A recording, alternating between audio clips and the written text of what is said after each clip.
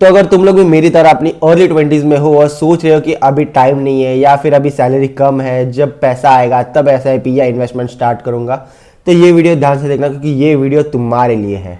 आज भले ही हमारे पास पैसा ना हो, लेकिन हमारे पास एक ऐसी चीज़ है जो हमें लॉन्ग टर्म में एक अच्छा खासा पैसा बना के दे सकती है, और वो चीज़ है टाइम। तो आज उस टाइम को यूज़ करके पैसा बनाने का एक सिंपल सा रूल मैं तुम लोगों को बताऊंगा, जो तुम्हारे एसआईपी इन्वेस्टमेंट का है। उस रूल का नाम है 7531 रूल, जो कई सारे लोग फॉलो करके बहुत सारा पैसा कमा चुके हैं लॉन्ग टर्म में। ठीक है, ये शॉर्ट टर्म का विजन नहीं है, ये लॉन्ग टर्म का 20-30 ईयर्स का विजन तुम लोग को लेकर चलना है यहाँ पे। यानी अगर अब तुम लोग अपने 20s में हो तो तुम्हें अपने 50s तक का गोल लेकर चलना है। ये ना ही ये ट्रेडिंग रिलेटेड वीडियो है, ना ही ये कुछ स्टॉक की टिप है, ना ही ये कौन सी न्यूज़ होने वाली है, ना ही ये सेल्फ इंप्रूवमेंट के ऊपर है। ये एक प्रॉपर एसआईपी इन्वेस्टमेंट का सिस्टम मैं तुम्हें बना के दे रहा हूँ।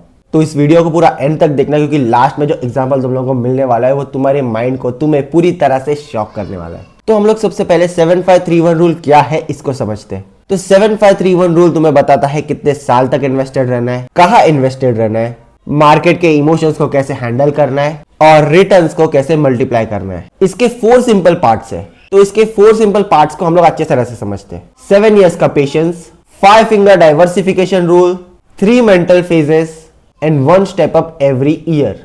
अब इसको एक एक करके अच्छी तरह से समझते हैं। पार्ट 1 है 7 साल का पेशेंस। सबसे पहला और इस रूल को फॉलो करने का सबसे बेस्ट और सिंपल रूल है कि किसी भी इन्वेस्टमेंट को 7 साल तक जज मत करो। भले ही वो तुम्हारी इक्विटी इन्वेस्टमेंट हो, एसआईपी हो या कोई भी हो, उसको 7 साल से पहले जज मत करो।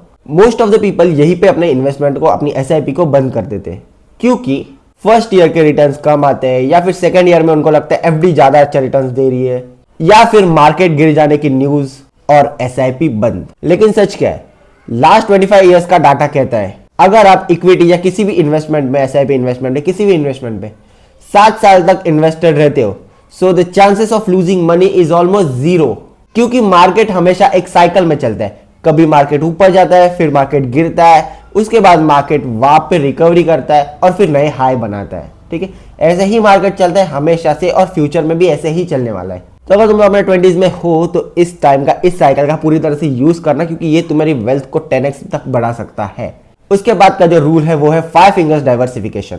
5 फिंगर डाइवर्सिफिकेशन काफी सिंपल है।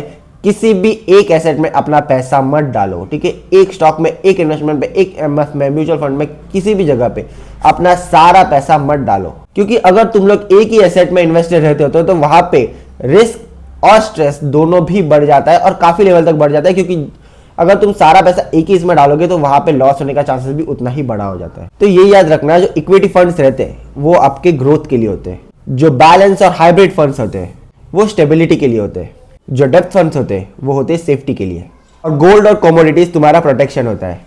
काफी लोग बोलते हैं डाइवर्सिफिकेशन से रिटर्न्स कम आते हैं, लेकिन सच ये नहीं है। सच ये है कि डाइवर्सिफिकेशन तुम्हारे रिटर्न्स को, तुम्हारी इन्वेस्टमेंट को, जो तुम्हारे इन्वेस्टमेंट एक्सपीरियंस है उसको काफी स्मूथ बना देता है, और तुम्हारे रिटर्न्स को भी कंसिस्टेंट बनाता है। कभी भी वेल्थ एक्साइटमेंट से क्रिएट नहीं होती। एक वेल्थ क्रिएट होती है बोरिंग चीजें करने से, बोरिंग काम करने से। इसके बाद का जो पार्ट 3 है वो है 3 मेंटल फेजेस।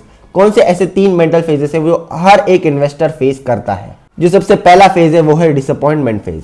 तुम लोग जो किसी भी मार्केट में, किसी भी एसेट में इन्वेस्ट करते हो, तुम लोग रिटर्न एक्सपेक्ट करते हो कि साल का मेरे को 20% तक आ जाए, 30% तक आ जाए, बट जो लास्ट में जो रिटर्न आता है वो क्या होता है, 7%, 8%, और ये तुम लोगों को करता है डिसअपॉइंट। फिर तुम लोग सोचने लगते हो कि ये वर्थ नहीं है, मैंने यहाँ पे, इससे अच्छा मैं एफडी में इन्वेस्टेड रहता, या फिर और कुछ चीजें।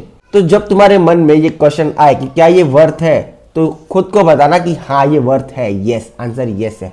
सेकंड फेज है इरिटेशन फेज। इरिटेशन फेज मतलब जब मार्केट साइडवेज रहता है। Market most of the time sideways he work करता है, साइडवेज ही चलता है, कभी ऊपर जाता है, कभी नीचे जाता है। एक जोन बना के, वो जोन के अंदर ही मार्केट घूमता रहता है, और यहाँ पे ना तुम्हारा प्रॉफिट होगा ना तुम्हारा लॉस होगा। यहाँ पे तुम लोग हो जाओगे बोर, और मोस्ट ऑफ द लोग यहीं पे क्विट करते हैं बोर होने की वजह से।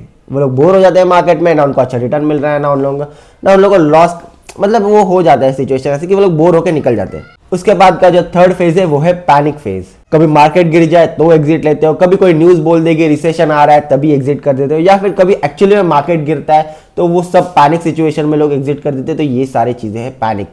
लेकिन सच क्या है, मार्केट हर बार क्रैश होता है, और हर क्रैश के बाद एक रिकवरी आई है, एक स्ट्रॉन्ग रिकवरी आती है।